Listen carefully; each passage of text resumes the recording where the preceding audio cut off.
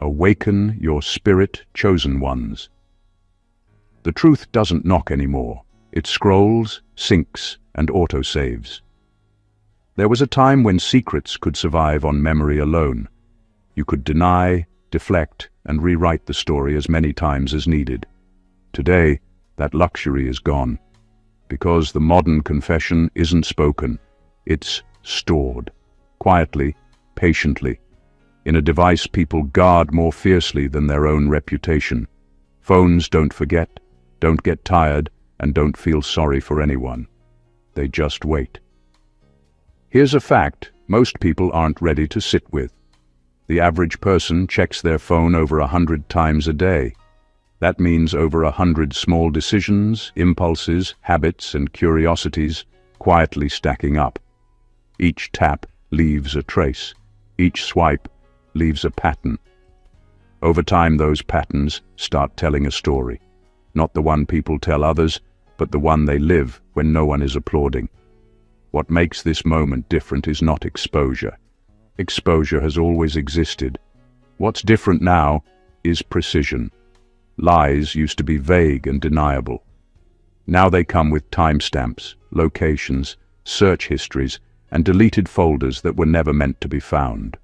The phone doesn't argue. It doesn't care about titles, spiritual language, or how convincing someone sounds in public. It just shows the receipts and lets the silence do the judging. And yes, there's a strange kind of irony here. The same device people use to post wisdom quotes, send good morning prayers, and present themselves as deeply aligned is often the same place where the truth is quietly betraying them at 2:17 a.m. It's almost funny, in a "you really thought this wouldn't come back" kind of way. This isn't about invasion, it's about revelation. When the evidence surfaced, it didn't create a new reality, it confirmed an old one. What was hidden simply lost its hiding place. And once that happened, the story didn't fall apart dramatically. It collapsed calmly, logically, and beyond repair. Because when the truth lives in someone's phone, denial doesn't stand a chance. Number 1. Their phone revealed the person they thought no one would ever meet. People spend years building a version of themselves they want the world to see. Polished words, careful behavior, controlled reactions. But the phone doesn't carry that version. It carries the unfiltered one, the late-night searches, the private conversations, the quiet habits repeated when there's no audience and no applause. That's the person they never planned to introduce to anyone. What makes this so devastating is how casual it all feels. No dramatic betrayal, no movie-style exposure, just normal usage, scrolling, typing, deleting, saving. Over time, those ordinary actions start forming a clear picture. Not who they say they are, but who they default to when effort drops. The phone becomes a diary they forgot they were writing. This is where the lie collapses. Not because someone made a mistake once, but because the same behaviors keep showing up in different places. The tone stays consistent. The interests stay consistent. The intentions don't change. You can pretend in public for a long time, but you can't fake patterns in private. The phone captures repetition, and repetition always tells the truth. What's uncomfortable is that this exposure isn't cruel, it's fair. The device didn't twist anything, it didn't misinterpret motives, it simply stored what was given to it freely. Every tap was voluntary, every message was intentional. The person revealed there isn't a stranger, it's the most honest version available. And here's the quiet irony. Many people protect their phone more than their integrity. Passwords are locked down tight, notifications hidden, screens turned away. Not because the device is valuable, but because what's inside threatens the story they're selling. They know deep down that if those habits were seen clearly, the image wouldn't survive. In the end, the phone didn't expose a secret life. It exposed alignment, or the lack of it. The gap between who they perform as and who they practice being.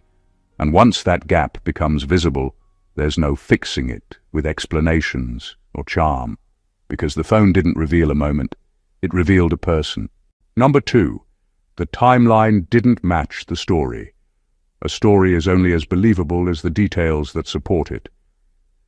And for years, some people have been counting on everyone's willingness to accept a narrative without checking the clock, the dates, or the small, silent markers of truth. But the phone keeps track of time in a way no human memory can. It records every moment a message is sent, every call made, every photo captured. Those timestamps don't lie, and when they contradict the story someone carefully crafted, the lie falls apart faster than anyone expects. It's not always dramatic. There's no explosive reveal or cinematic climax. Sometimes it's just a small notification, a calendar entry, a location tag that quietly contradicts the claims someone has been repeating for months or years. One moment they said they were somewhere, doing something honorable or acting with integrity. The phone shows they were elsewhere entirely. That mismatch is brutal because it doesn't need opinion or interpretation. Facts exist, plain and simple. The real danger in a timeline mismatch is psychological. People spend so much time rehearsing their stories that they forget reality doesn't pause for performance. Every decision, every late-night message, every unnoticed tap leaves a trail. When that trail is compared to the version of events someone has sold, the truth doesn't just poke holes. It burns the whole facade down. It's also where trust dies silently. No accusation, no shouting, just a quiet realization that someone's words can't be relied upon. The timeline is patient and precise. It doesn't care if a person is popular, convincing, or even likable. Time is impartial, and when it contradicts the narrative, it leaves nothing for excuses to grab onto. Ultimately, the timeline doesn't just show dishonesty. It reveals priorities, choices, and intentions. It exposes where attention was truly placed, what mattered in reality versus what mattered in performance. And when the story doesn't align with the timeline, the truth is no longer a suggestion. It's a verdict. The narrative dies, quietly but completely, leaving only the raw facts that were never meant to be questioned. Until now. Number 3. Deleted messages spoke louder than saved ones. People believe that deleting something erases it from existence. They think that a message removed, a chat cleared, or a folder emptied means the secret is gone forever. But deletion is often the loudest form of admission. It's the part of human behavior that says, without words, I know this will tell the truth if anyone sees it. Every erased message, every emptied trash, every carefully hidden text carries a weight far greater than what remains visible. The irony is brutal. People delete to protect themselves, to hide mistakes or manipulate perception, but all that effort only draws attention to what they fear the most. Absence becomes louder than presence. A blank chat doesn't feel neutral. It feels guilty. It screams that something happened there worth covering up. The phone becomes the silent judge, showing not just what was said, but what someone never wanted anyone to see. And the pattern matters more than a single deletion. One message could be a slip, a momentary mistake. But repeated deletions over time reveal intention, obsession, and priority. The act of erasing becomes a behavior in itself, a trail pointing straight to the truth someone hoped would stay buried.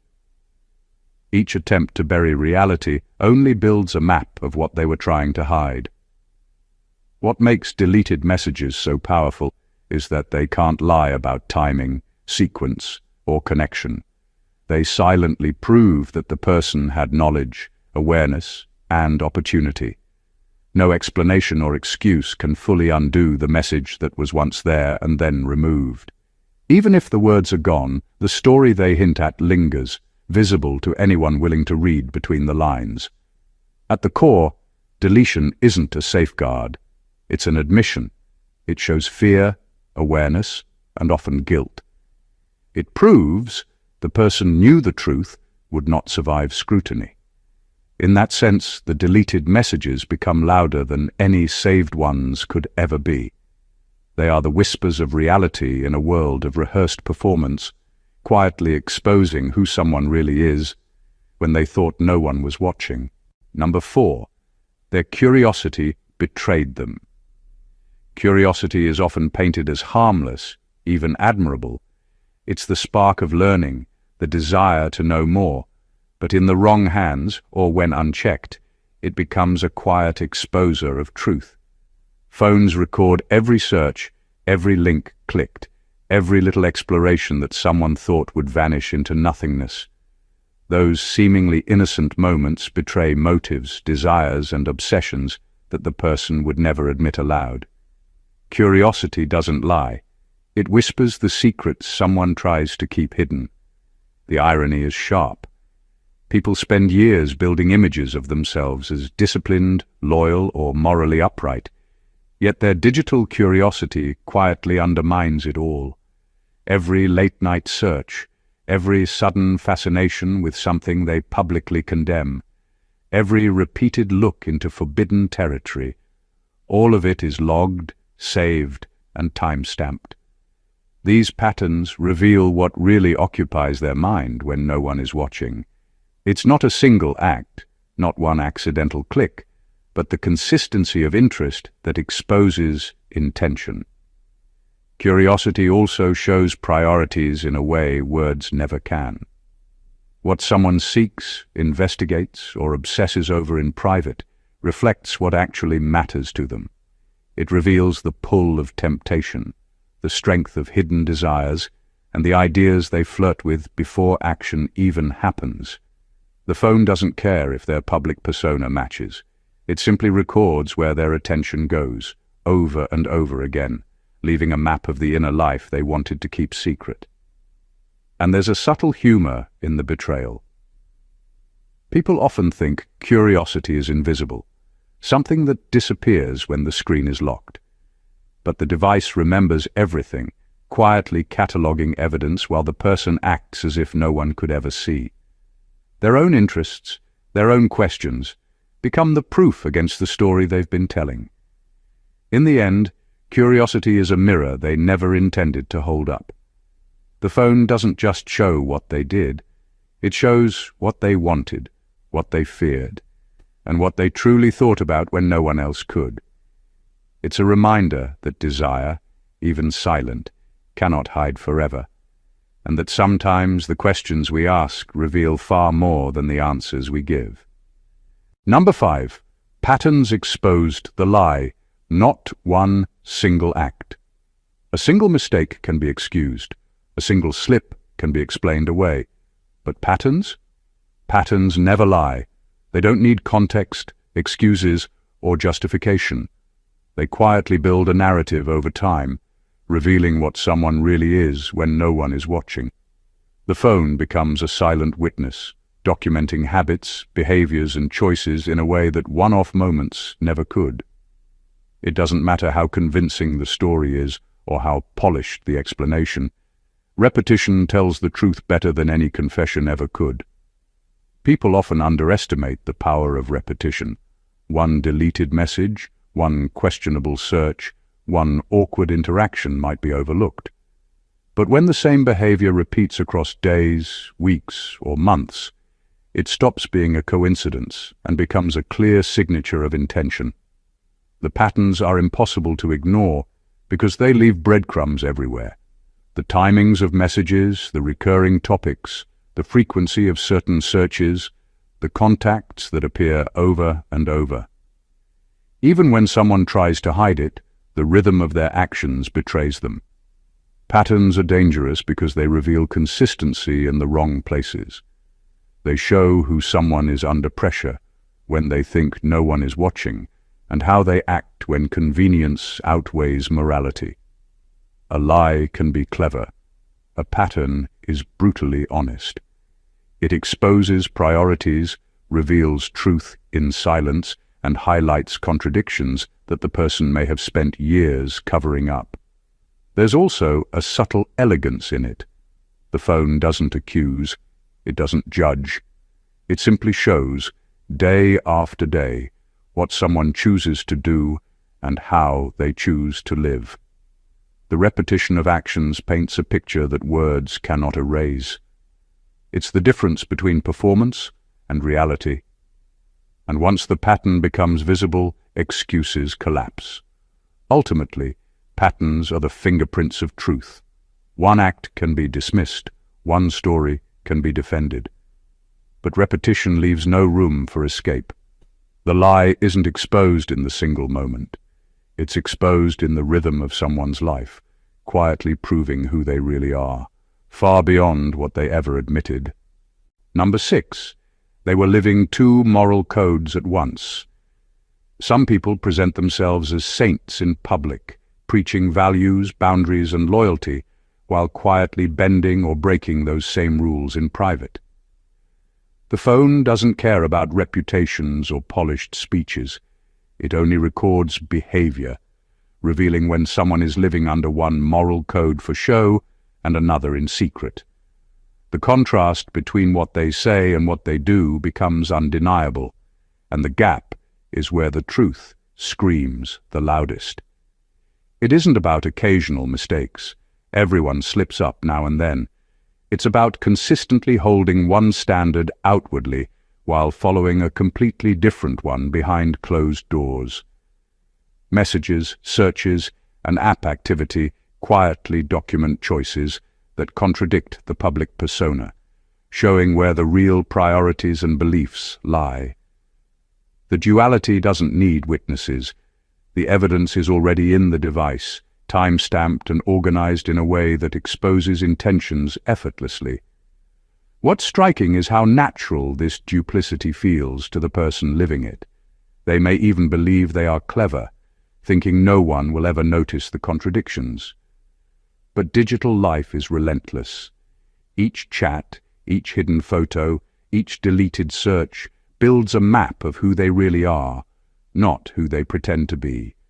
The public image becomes a performance, while the private life tells the unedited story. And when those two worlds collide, the result isn't messy drama. It's the quiet, unavoidable collapse of credibility. This dual moral existence also explains why trust evaporates so fast once exposure happens. People don't just feel betrayed by lies. They feel betrayed by the realization that someone they admired was living two lives at once. The phone doesn't fabricate anything. It only reflects choices, exposing a hidden moral framework that wasn't designed for public approval. In the end, living two moral codes isn't sustainable. It might survive for a while under layers of charm, excuses, and secrecy, but digital evidence is patient and impartial. Once it surfaces, the contradiction is clear, and the carefully constructed image can't withstand the reality of documented choices. The phone doesn't judge, it just reveals. Two moral codes exist only in the mind of the one pretending. Number 7. Receipts don't argue, they conclude. Words can twist, excuses can bend reality, and stories can be polished until they sound believable. But receipts don't negotiate. They don't bow to charm, logic, or tears. A screenshot, a timestamp, a bank alert, or a saved message doesn't argue. It concludes.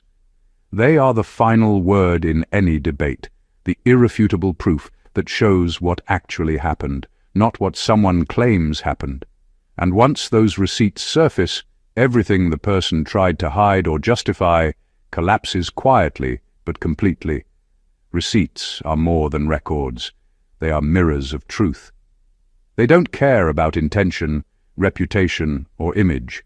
They simply reflect actions, choices, and reality.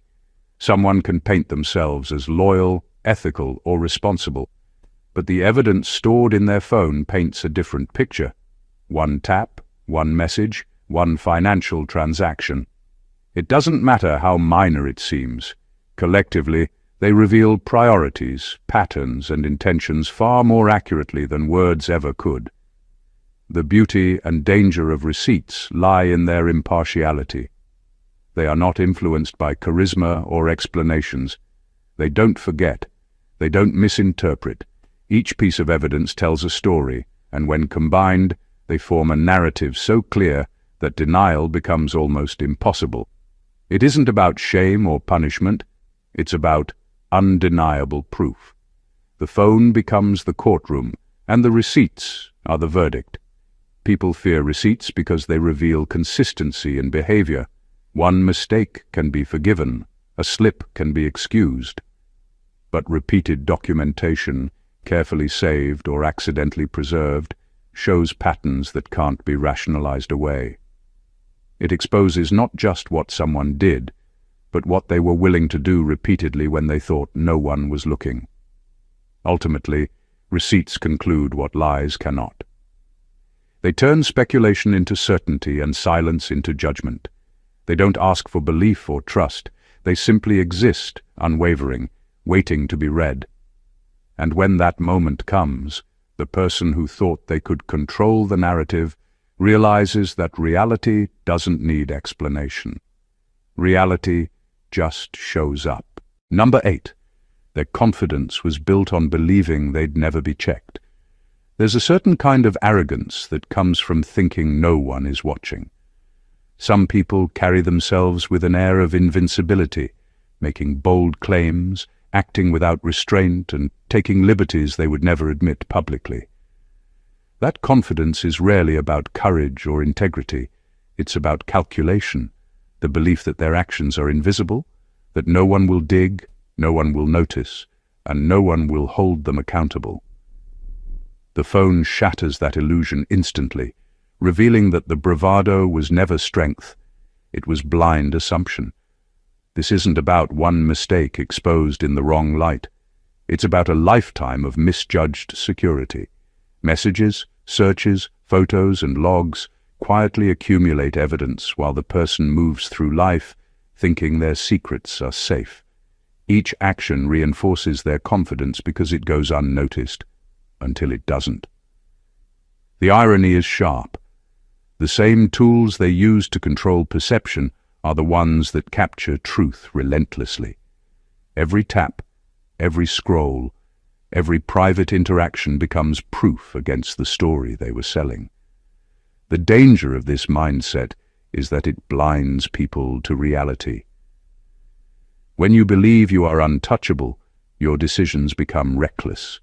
You say things you wouldn't admit, engage in behaviors you'd normally avoid, and assume consequences will never reach you. The phone, with its patient memory, catches everything. It doesn't judge or comment. It simply stores the evidence, waiting for the moment when belief in immunity meets the inevitability of exposure. Once that moment arrives, confidence crumbles. The same person who acted untouchable is revealed as ordinary, flawed, and deeply human. There is no defense against what is documented. The arrogance of thinking no one will check becomes the very thing that ensures downfall. In the end, the phone doesn't just expose lies, it exposes assumptions, recklessness, and misplaced self-assurance. Confidence built on the idea of invisibility is always fragile, and when the unseen becomes visible, the fall is complete.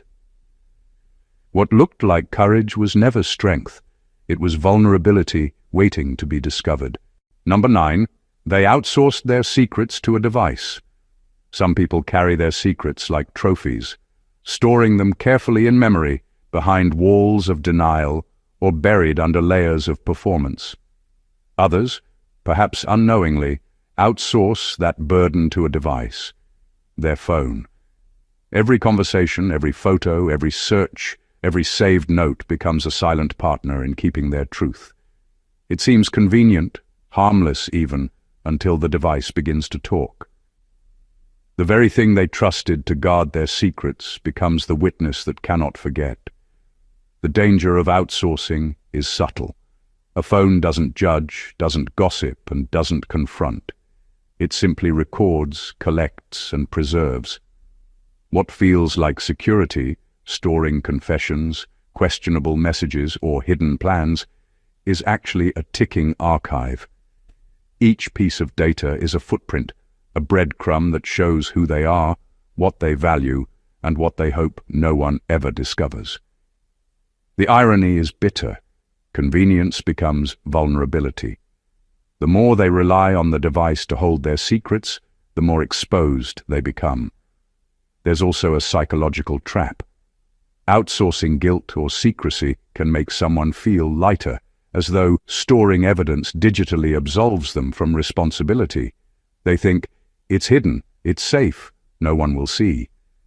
But digital memory is patient and impartial. It doesn't vanish. Every deleted message, every hidden folder, every private search has the potential to surface, leaving the person defenseless before the truth they once stored casually. This dependence on technology also highlights a deeper truth. People often cannot contain their own impulses. If they were capable of complete discretion, they wouldn't need to store it externally. The act of outsourcing is a confession in itself.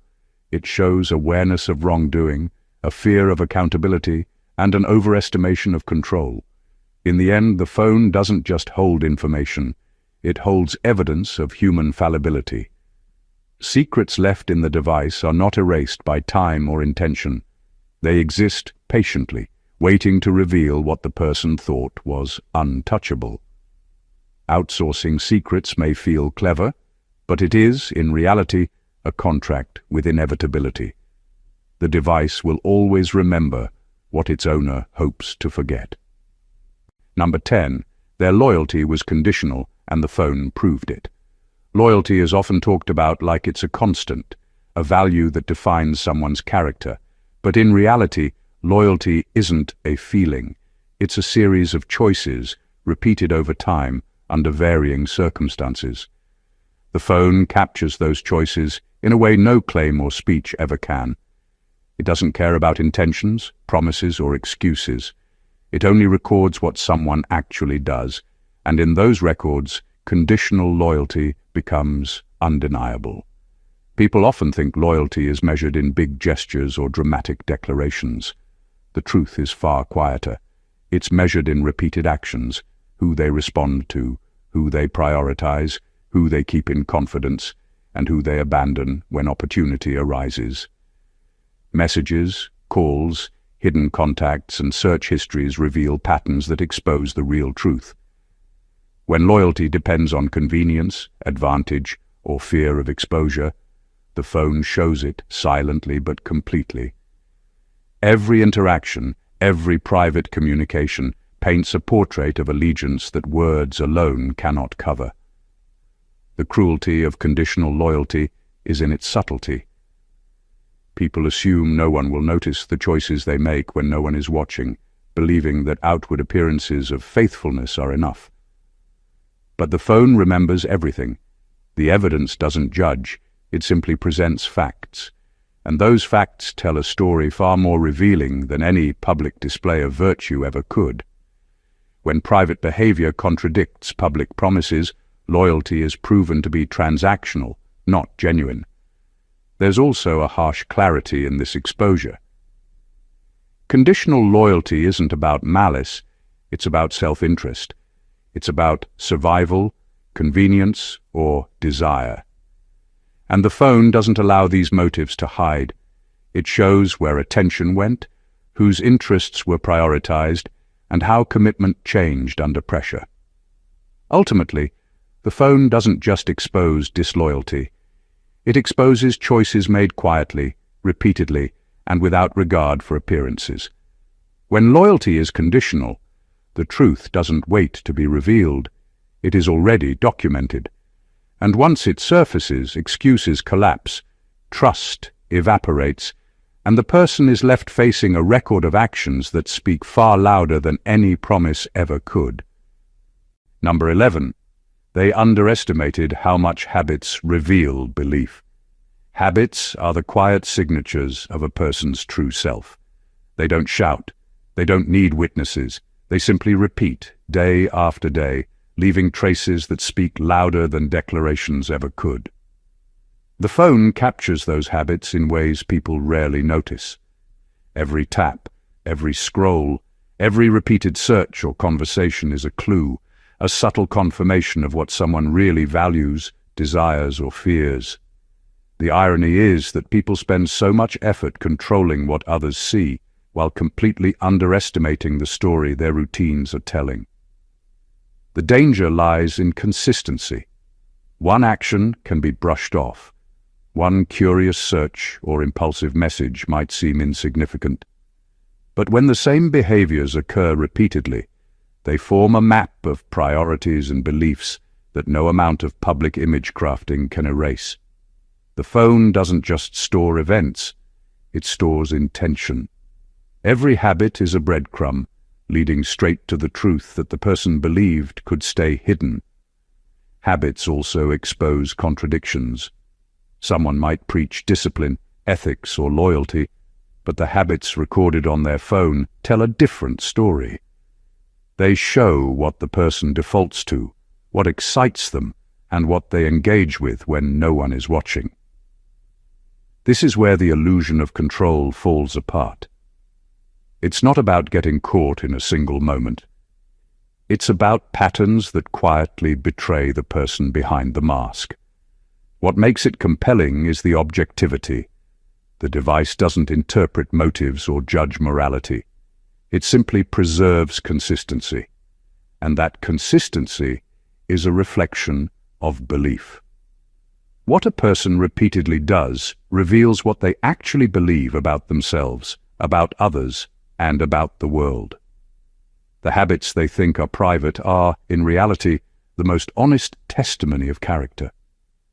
In the end, underestimating habits is a fatal flaw. People assume they can control perception through words, gestures, and public appearances, but private routines captured digitally are far more revealing. Habits aren't accidental. They're proof of belief, written quietly in the fabric of daily life, patiently waiting to expose the truth no performance can hide. Number 12. The phone showed who they were preparing to become. A person's future intentions often leave footprints long before they are acted upon, and the phone is an unblinking witness to that subtle planning. People think the future is invisible, a realm untouched until the first step is taken. But habits, searches, messages, and notes quietly reveal the path someone is paving for themselves.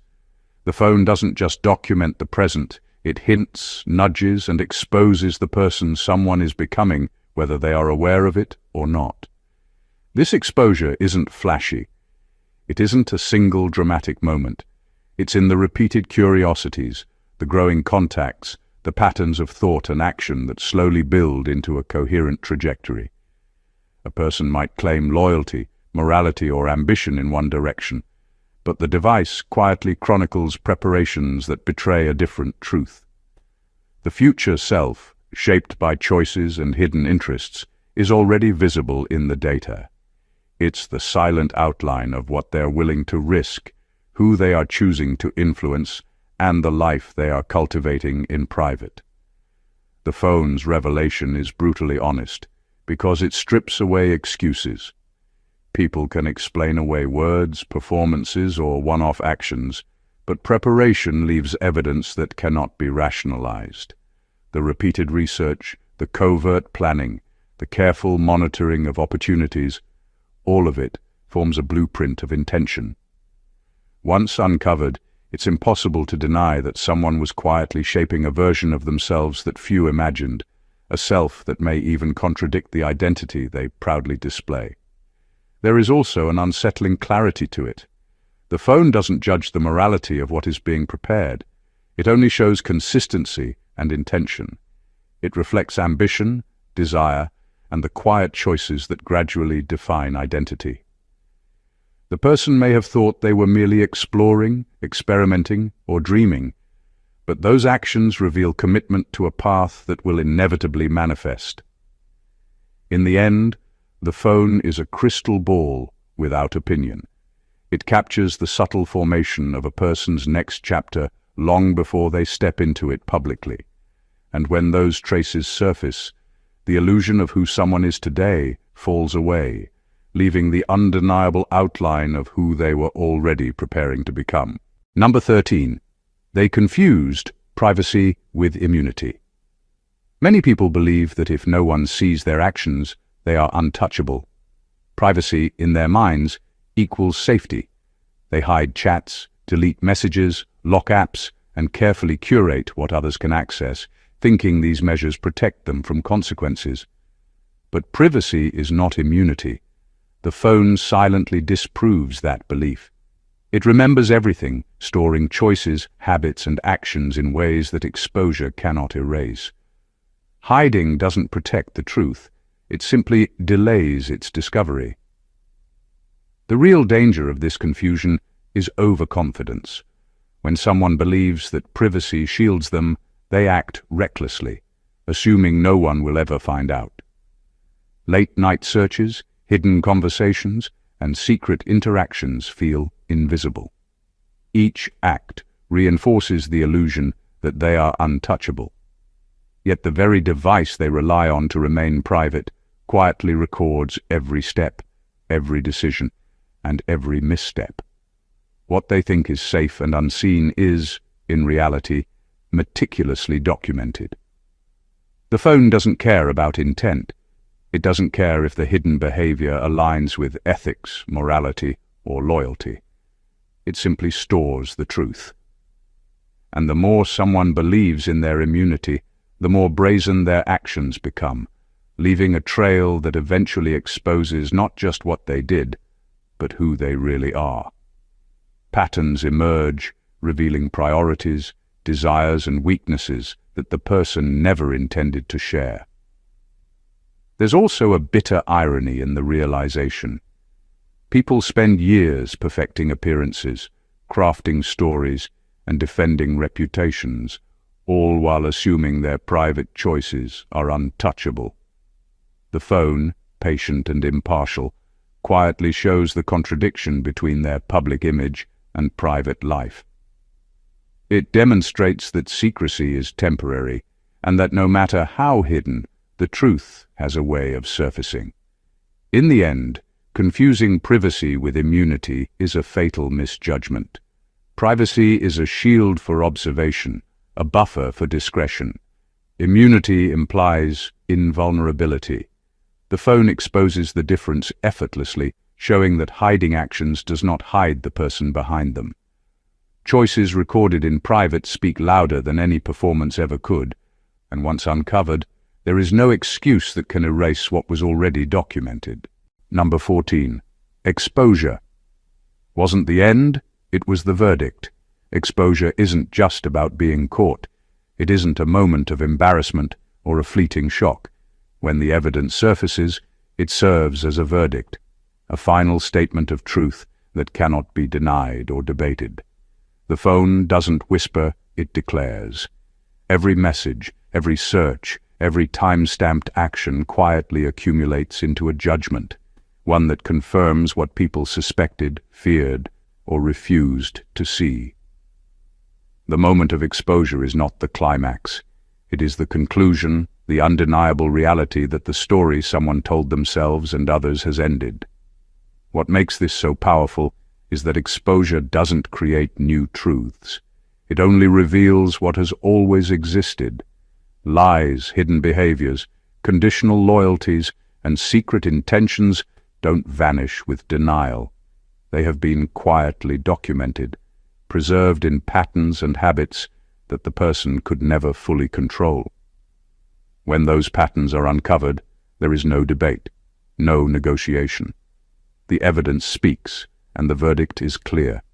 The public persona and the private reality were never aligned. There's a brutal clarity in this kind of revelation. Exposure doesn't yell, it confirms. It doesn't need witnesses to dramatize it.